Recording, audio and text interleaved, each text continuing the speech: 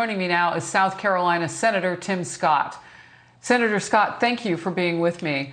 I want to share with the audience, you know, I follow you on social media, and I caught your passion and your anger at moments around this issue of getting to the truth, getting to the facts. What do you make about these latest developments in the Arbery case, that there may be other video out there that would be significant to see?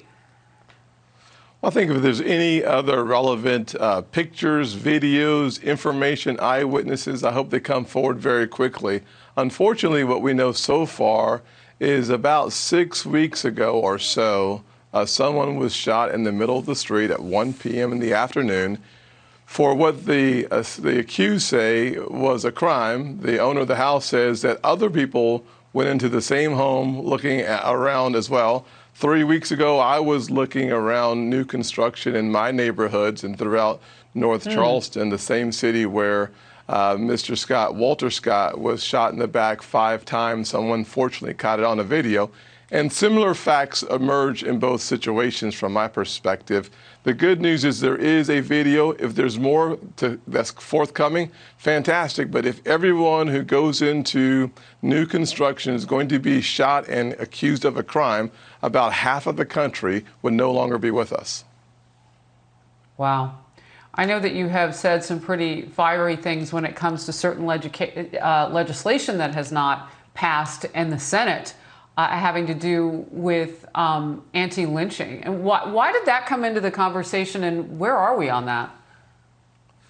Well, this is a 21st century redo of 1998, and so many times in the past, from my perspective, this would be a classic example of anti-lynching legislation being important. Frankly, the Senate unanimously passed anti-lynching legislation the last Congress. We passed it again after that. The House decided that they wanted to make it their own anti-lynching legislation, and unfortunately, politics is now in the middle of it. They're trying to make the legislation that's passed twice in the Senate their own, so they're tweaking it. And I'm frustrated with my friends, the Democrats in the House, that are making this issue of anti-lynching legislation getting passed after it failed 200 times in this country.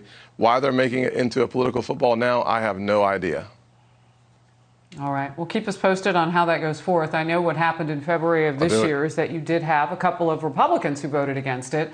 But now we know a little bit more about what's being done with that legislation in terms of wording and what people may take exception to.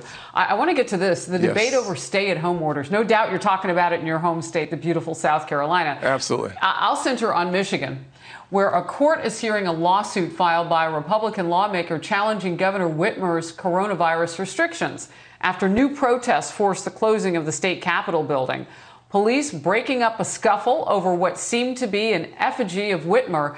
No reports of arrests or injuries there. Here's the governor's reaction to the protests.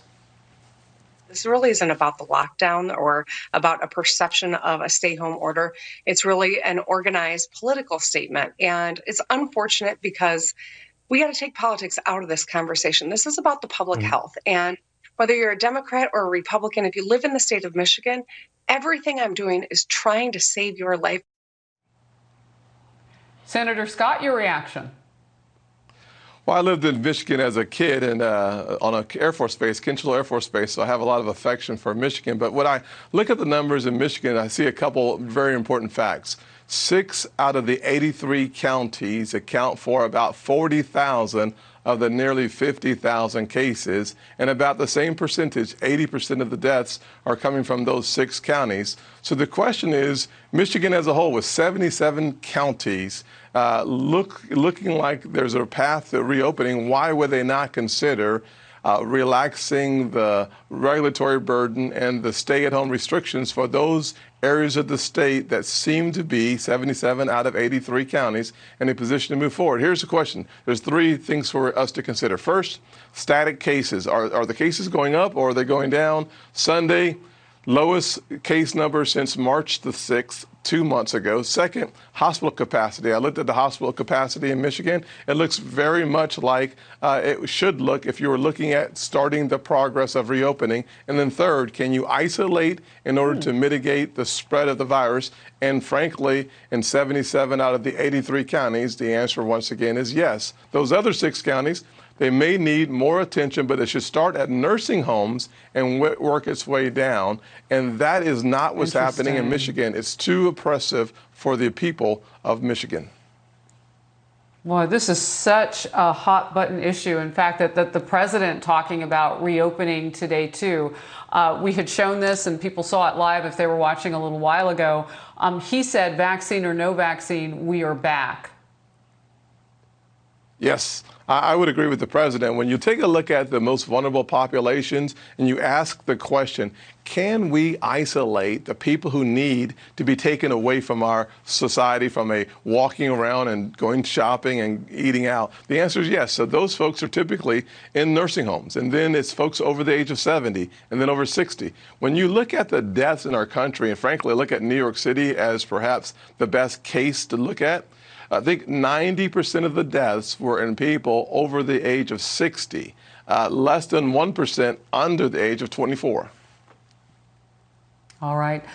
Senator Tim Scott of South Carolina on two very important topics today. I'm so glad you could be part of this show today.